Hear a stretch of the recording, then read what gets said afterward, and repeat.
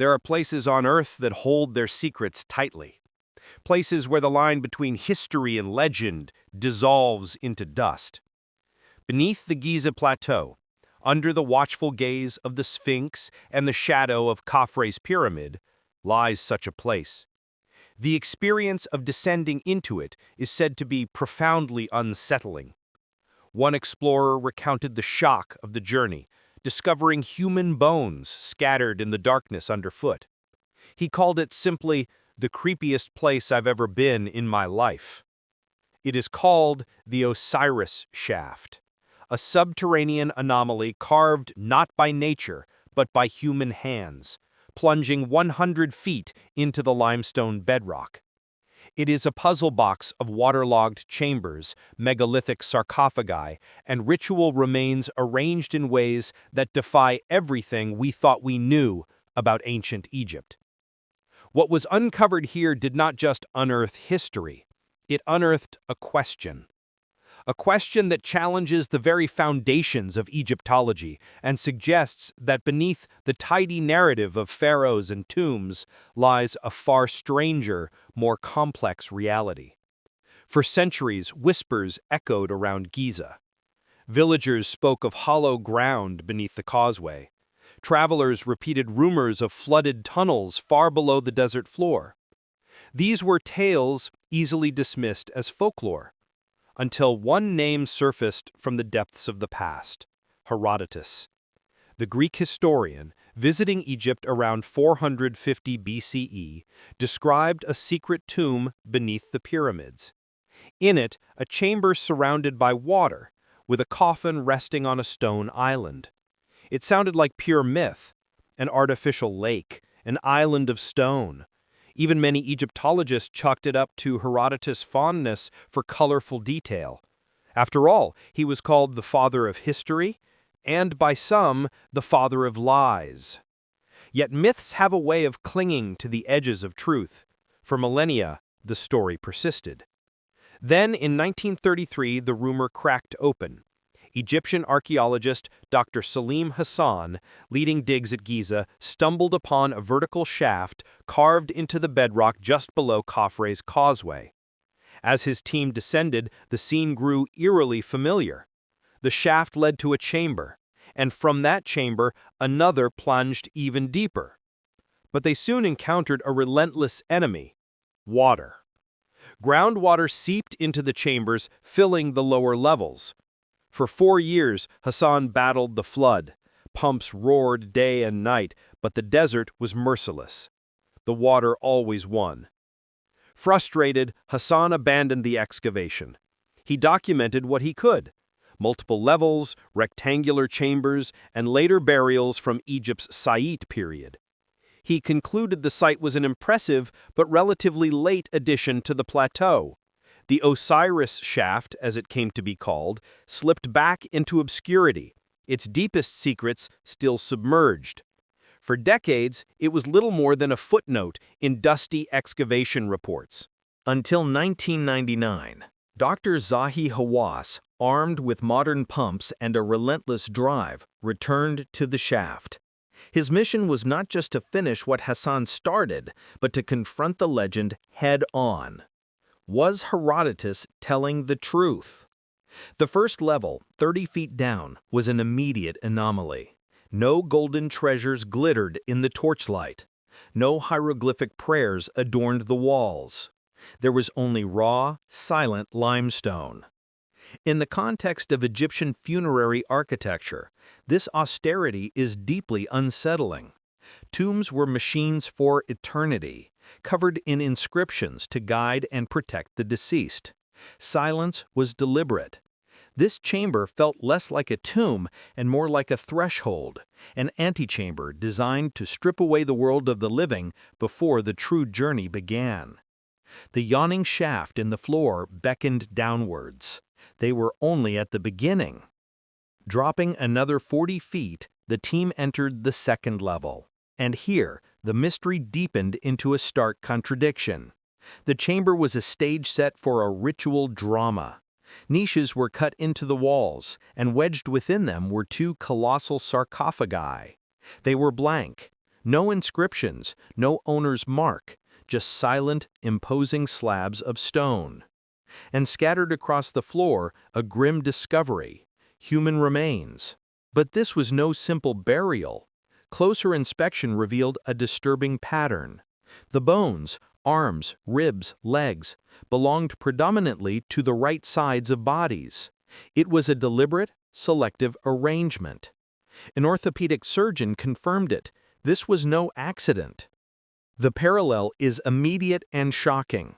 The legend of Osiris, the god murdered and dismembered by his brother Set, is a cornerstone of Egyptian religion.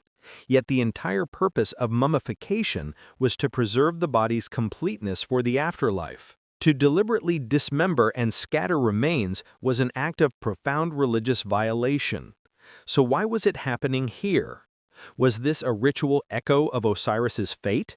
A symbolic performance to connect the dead to his cycle of rebirth? Or was it something else, a cult practice that twisted tradition into something unrecognizable? Then, the chemical analysis. A black, tar-like substance coated the sarcophagi. It was a mixture of resins, oils, and bitumen, the very materials used for embalming. But here, it was slathered onto stone. To the Egyptians, black was the color of the fertile Nile silt, of regeneration and resurrection. To coat these sarcophagi was to ritually drench them in the symbolic essence of Osiris himself. But the practical question remained, a logistical nightmare that baffles engineers to this day. How did these multi-ton blocks get down here? The shaft is so narrow that lowering them seems, by any rational measure, impossible. Nearly 100 feet below the desert, the team reached the final level. The air was heavy, damp, and cold. The narrow shaft opened into a cavern, at the center of which lay a pool of still, black water.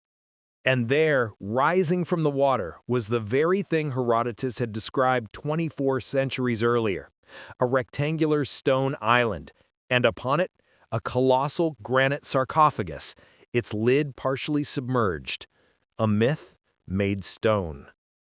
The shock was profound. How do you transport a 10-ton block of solid granite down a chute barely wide enough for a person, and why? The team realized the water wasn't an obstacle to be pumped away. It was an integral part of the design.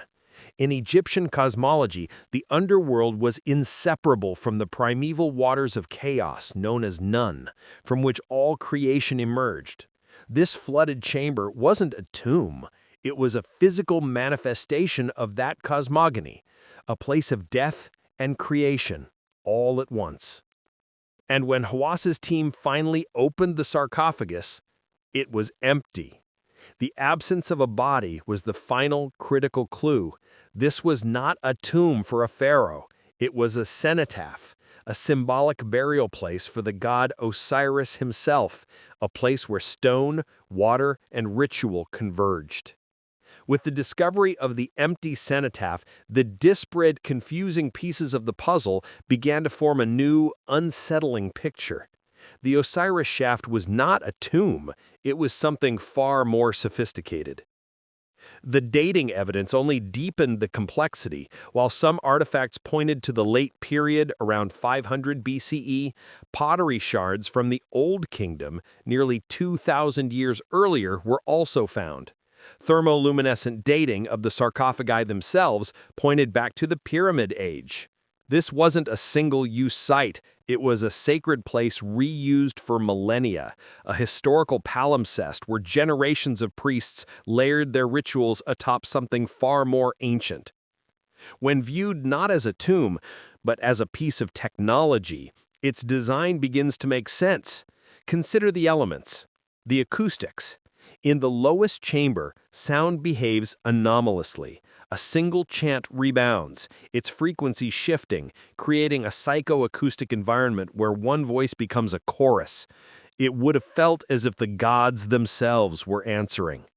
The water, deliberately channeled to mimic the Nile's annual flood and the primeval ocean, creating a symbolic space for resurrection. The celestial alignment, The shaft is oriented with cosmic markers tied to the constellation of Orion, the celestial embodiment of Osiris.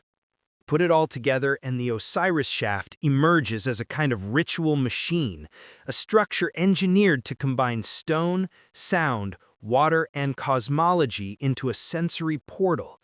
It was designed to blur the line between the physical and the metaphysical, to induce an altered state of consciousness, and to make the myth of resurrection tangible for its participants. The ancients weren't just telling a story, they were building an engine to live it. This interpretation, however, opens the door to even more profound questions. Branching from the shaft are narrow, unexplored tunnels, crawling off in the directions of the Great Pyramid and the Sphinx. Are they merely unfinished cuts, or are they part of a hidden network, a subterranean nervous system connecting Giza's most iconic monuments into a single, integrated ritual landscape? Non-invasive technologies like ground-penetrating radar have hinted at voids and anomalies beneath the plateau, but their findings remain ambiguous and controversial. The Osiris shaft resists easy answers. It challenges the tidy categories upon which history is built. The impossible engineering, the anachronistic dating, the ritualistic contradictions, they force us to reconsider the capabilities and beliefs of the people who built it. This resistance to a simple explanation is what makes the site so compelling. It has become a magnet for speculation, from lost ancient technologies to hidden halls of records. But the most powerful truth may be the one presented by the evidence itself. The shaft reveals a civilization far more preoccupied with symbolic reality and ritual mechanics than we ever imagined. It suggests a people who engineered their architecture not just to shelter the dead, but to manipulate perception and consciousness. Today, the deepest tunnels remain flooded, the water guarding its final secrets. Perhaps some mysteries are not meant to be solved, but to be experienced. The Osiris shaft doesn't offer the comfort of closure. It offers something far more valuable, a sense of awe. It reminds us that the past is not a dead thing to be excavated, but a living enigma, and some of its most profound chambers are still sealed, waiting in the dark beneath our feet.